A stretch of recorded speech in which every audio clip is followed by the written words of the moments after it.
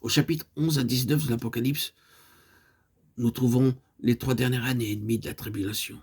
En tant que nation, les Juifs se repentiront à la fin de la première période de la tribulation et seront cruellement persécutés. Matthieu 24, 15 à 22.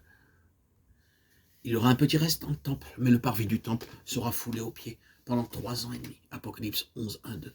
Ce qui correspond à la deuxième moitié de la période de la tribulation. 2 hommes apparurent avec le Seigneur Jésus-Christ sur la montagne. Ces hommes étaient Moïse et Élie, Matthieu 17, 3. 2 témoins, peut-être les mêmes, reviendront pour avertir les hommes des jugements et de la colère à venir. Apocalypse 11, 3.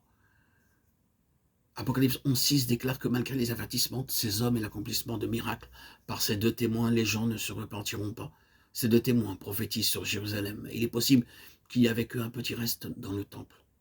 Ensuite, la bête montera soudainement de l'abîme comme quelqu'un qui revient à la vie. Et les 2 témoins seront tués par l'Antichrist à Jérusalem. Apocalypse 11, 7.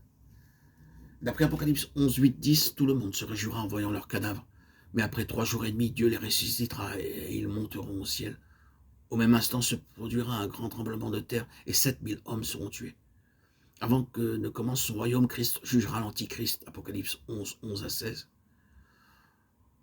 Lorsque le 7e ange sonnera de la trompette, tous verront que le Seigneur Jésus-Christ va régner. Le verset 19 nous avertit des jugements à venir, car jusqu'à la fin, le Seigneur donnera aux hommes la possibilité de se repentir. Comparé à Apocalypse 12, 1, Cantique des Cantiques 6, 10 et Malachie 4, 2, le Seigneur Jésus-Christ est le soleil de justice. Nous voyons ici une femme revêtue du soleil de justice, signe de sa pleine identification avec le Seigneur Jésus-Christ.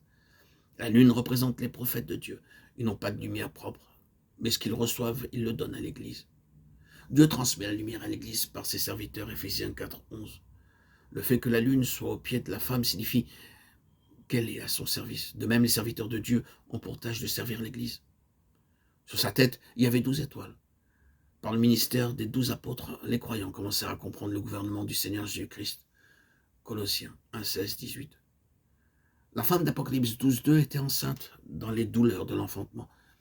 Il y aura des tribulations, des souffrances et des épreuves pour ceux qui voudront suivre pleinement le Seigneur. Le dragon au verset 3 avec 7 têtes et 10 cornes représente l'Antichrist.